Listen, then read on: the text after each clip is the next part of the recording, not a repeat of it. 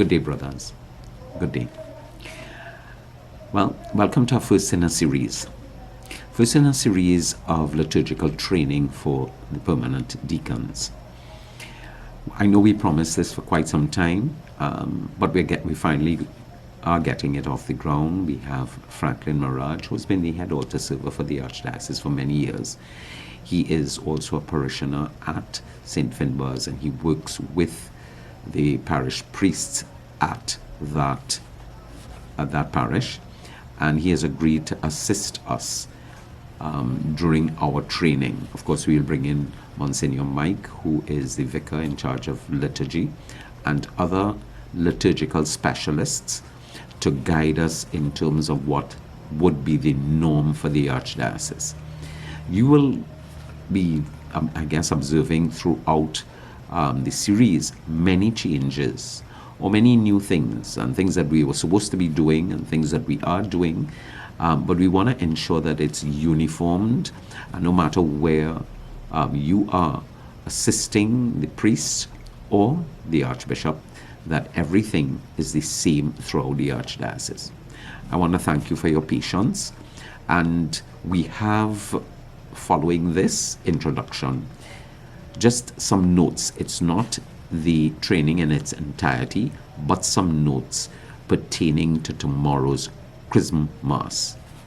You would notice that we've been in lockdown for 3 years, and therefore over the last 2 years we really didn't have a procession, and we didn't have such a solemn occasion as we will be celebrating tomorrow. So there will be some changes. I know that some of you deacons were only ordained, just over a year ago. And so you will get a chance to see what actually happens. I'm hoping that we get everybody out. I think we have about 30 deacons who are in active ministry.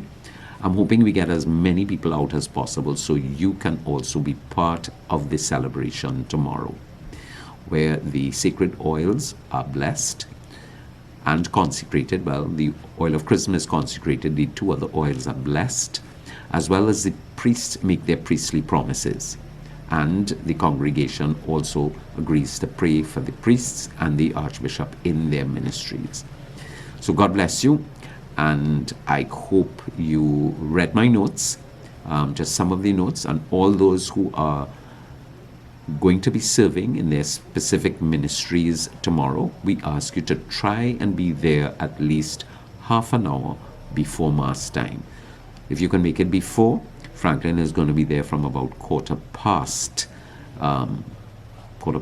and I'm going to try and make it there from also around the same time. So we look forward to seeing you. God bless you, and have a holy week.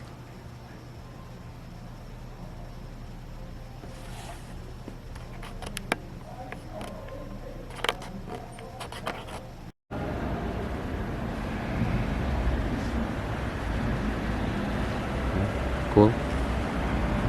A couple of things that we spoke about in terms of normal procession.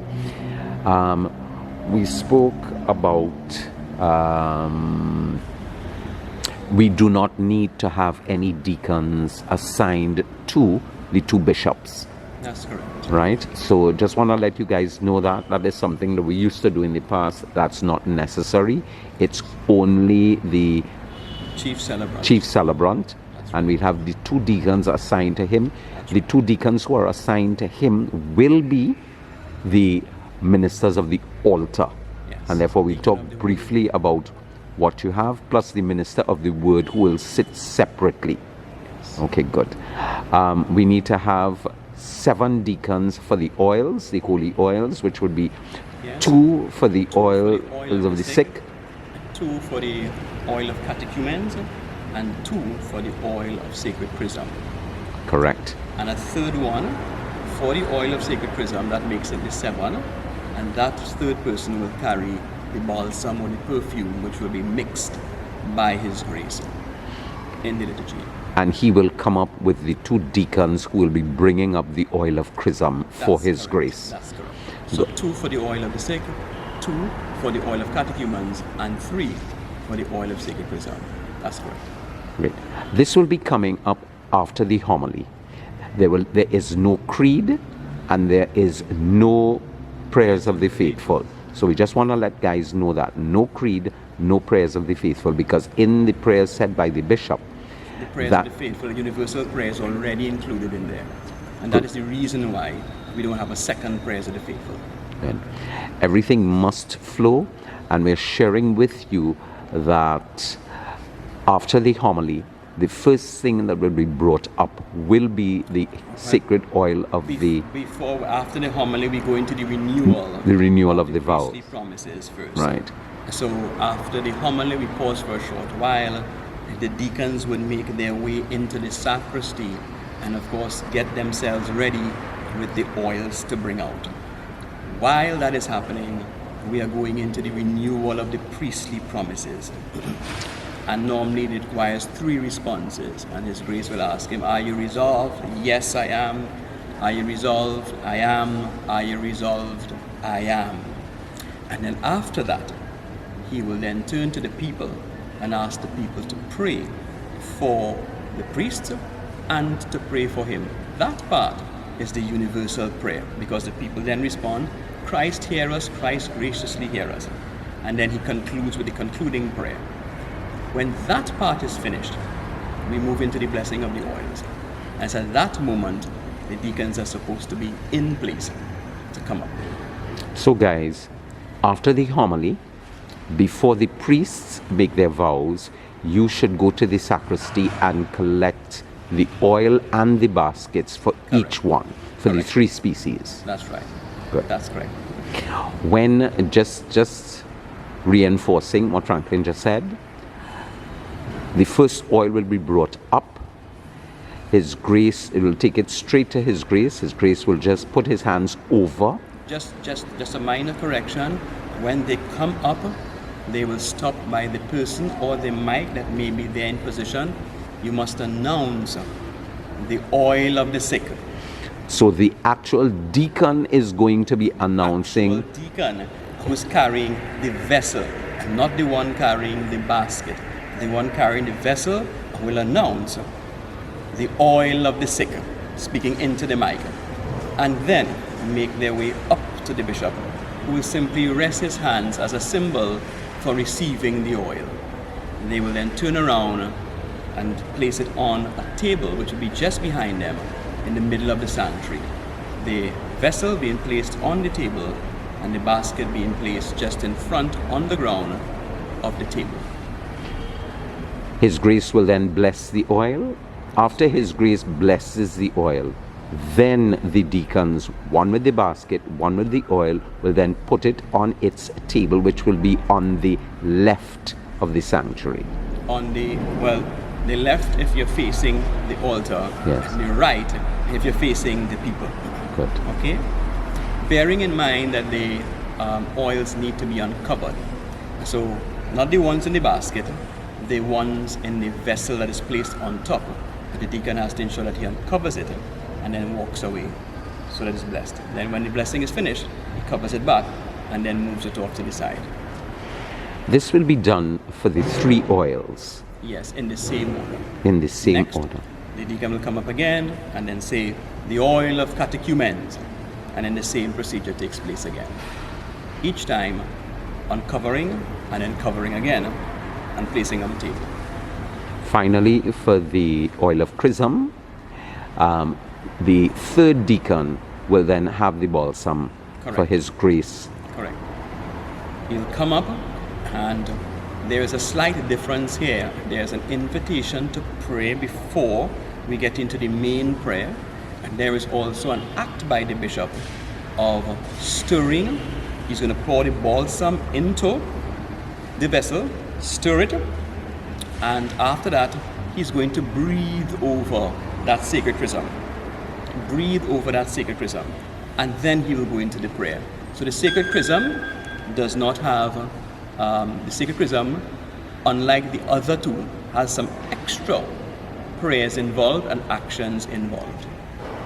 Am I correct to say that the 2 other oils, the oil of the sick and the oil of catechumen, are blessed, and the oil of chrism is consecrated? That's correct. That is absolutely correct. After the oils are placed in on their various tables, then the rest of the then next you will have the gifts which will be brought That's right. up That's right. by The people. the people. Yes. And so this whole act of bringing up the oils, followed by the bread, the wine, and water, basically replaces the normal presentation of gifts or offertory procession. And so they bring up the gifts, and the bread, wine, and water is our presentation of gifts or our offertory procession that we will normally have in an ordinary Mass.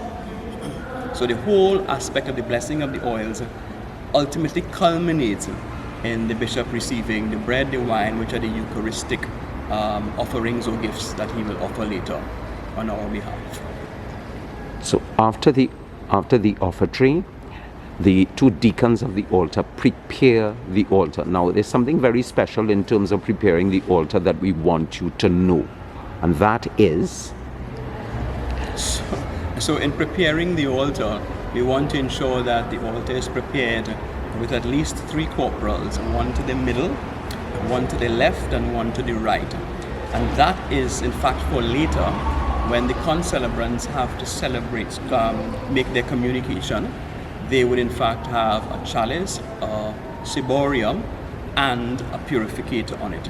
So 3 corporals, 3 chalices, 3 purificators, 3 ciborium. What we will attempt to do is not distribute communion during the normal Lamb of God. Instead, what we will do is have the ciborium and the host at the altar for the priests to communicate. We want to ensure that you hear exactly what we just said there. So therefore, there will not be any deacons taking ciboria to the priests or the bishops at this point in time. That's correct. They will come up Yes. after the Lamb of God, Yes. and then they will take from the ciboria the host and intinct it. And make their communion. Correct. That's right. That's right. But also on the altar, we will have the ciboria, which will be for the distribution of Holy Communion on the altar. What we will be doing tomorrow is they will be on the outside corporals, 4 on either side, Yes. right? And not in a tray, but actually on the corporal, which Frankie just mentioned to us. And what we will do tomorrow is they will be uncovered for the consecration. Yes. Perfect. Sounds good. I think that's it. Perfect. Yeah. Great. Okay.